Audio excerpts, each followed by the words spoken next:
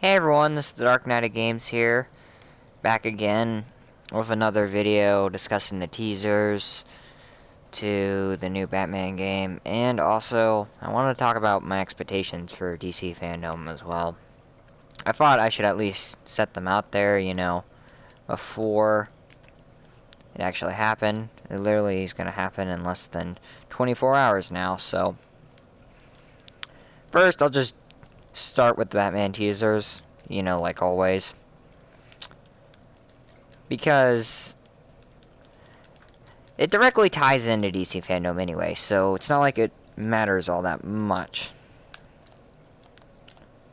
So, today, they released another teaser, and what do you know? It actually was a video, but not what anyone expected. It was super vague. We didn't even get a look at Batman.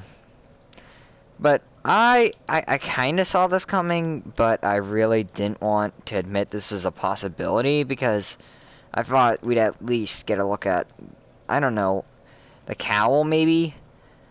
What that's gonna look like? Stuff like that, But no, we don't get a look at any characters. Now, we do know this is a Batman game because they gave us a look at certain symbols that associate with the Court of Owls. And what character do they mainly taunt? Batman. So there's the evidence. Also, the first time they shared these symbols, it was on Batman's 80th anniversary back in 2019. So that's basically them telling us, yeah, this is a Batman game, guys.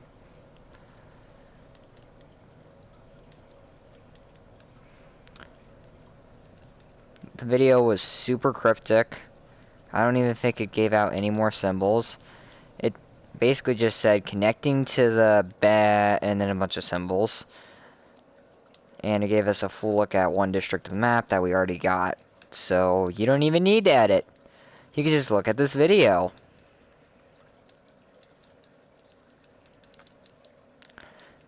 Now, the map itself, the district, like I said, it could probably be way bigger than Arkham Knight. The graphics that we saw for supposedly the in-game picture yesterday were pretty refined. I'd expect nothing less, honestly. I would think this game would look godlike compared to Arkham Knight. Well, like, compared to anything, really, because let's be honest, this game should be. It's been 7 years in the making. 7 years, and let that sink in. At that point, the people who are making the Avengers game, Square Enix, if they had 7 years to work on their project, the Avengers game would probably receive more hype than the actual movies. Just letting that sink in for Marvel fans out there.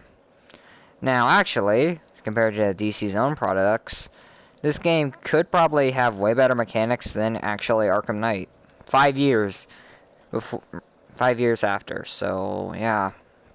Also, back on topic of what we're getting for the redacted email, there's also some new images of a bunch of owl symbols, Court of Owls. I'm starting to think that's the only thing they're gonna send out. I mean, the only other symbols that we've gotten besides the Court of Owls were probably the Amanda Waller's Argus, Bell Rev, all of them, the government, and the Demon's Head, which is something to do with Ra's al Ghul. And I honestly hope they handled him better than they did in the Arkham series. Because yes, I did like the idea that we got to choose what happened to Ra's, but he was never really a main villain. If they have him as one of the main villains here, or maybe a bigger side villain, kind of like I want them to do for the Joker, I'd be fine with that. My opinion, that's just what we need. My goal is that we get a Killer Croc side mission eventually. Just like a normal one. Actually treat Killer Croc like he's a good like he's a good villain, Crocodiles are people too. Then we also have, there are 4 symbols. I'm only going to put one in this video because they're hard to get a hold of. Anyway, I went through all the symbols. They actually didn't leak any bat symbols. So I mean, we technically don't have any evidence that this is a Batman game, but then again, we have every reason to believe it is, so it's kind of belief versus actual. It's like, when you believe a myth, but there's actually scientific evidence to it, in a way. You know? Like when you believe in a religion, which, by the way, I am a Christian, like, pretty much. So, there's actual evidence that Jesus existed. But then again, you also have to believe that as well, so. Yeah, I don't want to go too crazy here, because it is just a Batman game, in the end. Like, that's all there is to it. It's just, we've been coming up with conspiracy theories for this game for so long now. It's crazy. Anywho, let's move on to DC Fandome. In the redacted tweet, they said, well, actually, no, the teaser that was on their website, they said, we'll see you at DC Fandome, or something like that. So, DC Fandome, I set up my schedule for it. It's going to be awesome. They're going to be literally the second panel. My expectations are pretty high for this. I hope it's better than Comic-Con itself, because, let's face it, Comic-Con, it isn't as contained as DC Fandome. Like, DC Fandome actually has full-on order. They control what everything does. It's incredible. They designed an entire web-based platform. They even have virtual rides. Does Comic-Con have that? No. Because they focus more on the physical, you know? I'm not saying that's a bad thing. I mean, we can't just replace everything with technology. But DC Fandome, I hope it's, like,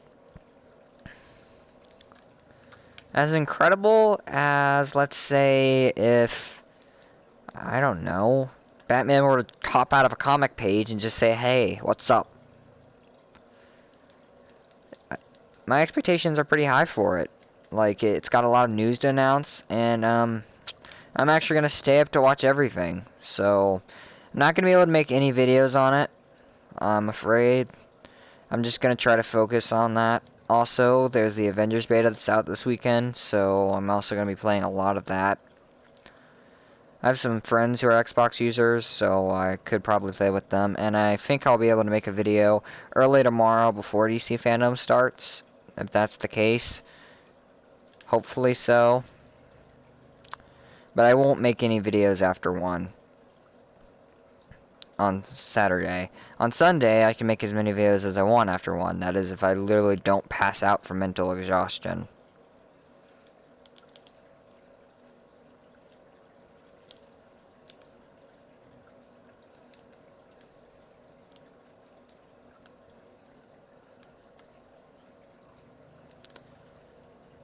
Now, there are some things I am kind of disappointed in with DC Fandome. Like, I'm not that interested in the U-verse. I feel like it's interesting that they're acknowledging their fans, though. Well, it's not really disappointment. I'm just not interested, I guess.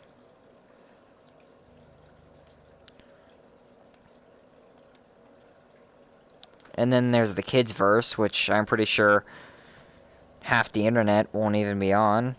I mean, let's face it, probably most of my viewers are kids. It's not a bad thing. It's okay to encourage younger audiences. I mean, we're clearly good influences.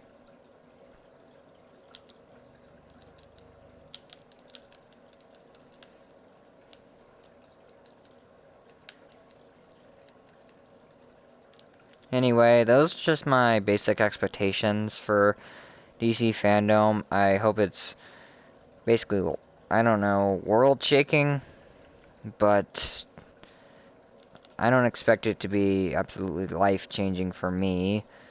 It's just gonna be what I remember for... I don't know, it's... I don't really know how to describe it. I expect it to have a big effect on the comic book industry, but in general, it's not really gonna change a lot.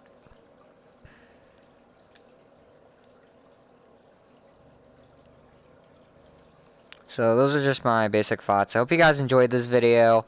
Remember to leave a like, comment, subscribe. Now, you don't have to like. It can be dislike. I'm okay with that. I can suck it up.